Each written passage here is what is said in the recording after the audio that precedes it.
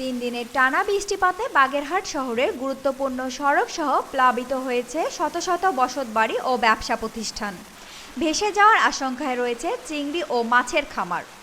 টানা ভারী বৃষ্টিপাতে জেলার শরণখোলা, মোড়লগঞ্জ, মোংলা, রামপুর, কচুয়া ও বাগেরহাট সদর উপজেলা বিস্তীর্ণ নিম্নাঞ্চল প্লাবিত হয়েছে। এর মধ্যে বাগেরহাট, মোড়লগঞ্জ ও মোংলা পৌরসভায় বিভিন্ন এলাকা হাঁটু পানিতে প্লাবিত হয়েছে, যে কারণে বিপাকে পড়েছে খেটে খাওয়া নিম্ন আয়ের মানুষ।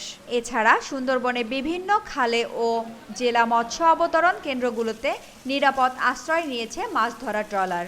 মোংলা বন্দরকে ৩ নং সতর্ক সংকেত দেখিয়ে যেতে বলা হয়েছে। তবে ভারী বৃষ্টিপাতে ব্যাহত হচ্ছে মোংলা বন্দরের পণ্য ওঠানামার কাজ। এদিকে গত ২৪ ঘন্টায় বাগেরহাট জেলা জুড়ে ২৫৮ মিলিমিটার বৃষ্টিপাত রেকর্ড করা হয়েছে মোংলা আবহাওয়া অফিস। এখন পর্যন্ত জেলার নদ নদীর পানি বিপদসীমার সামান্য নিচ দিয়ে প্রবাহিত হলেও ভারী বৃষ্টিপাত অব্যাহত থাকলে পরিস্থিতি খারাপ হতে পারে বলে জানিয়েছেন বাগেরহাট পানি উন্নয়ন বোর্ড। এছাড়া বৃষ্টিপাত অব্যাহত থাকলে জেলার কয়েক হাজার চিংড়ি ঘের ও মাছের খামার ভেসে যাওয়ার আশঙ্কা করেছেন জেলা মৎস্য কর্মকর্তা ASM রাসেল।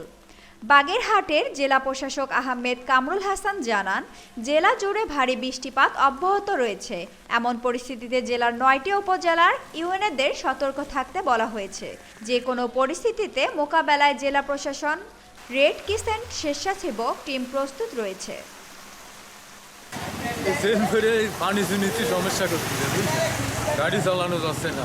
এই বৃষ্টির তো উপায় নেই, আমাদের তো বর্ষা ভিজে চালানো লাগে। তো ভেটের দায় বেড়েছি।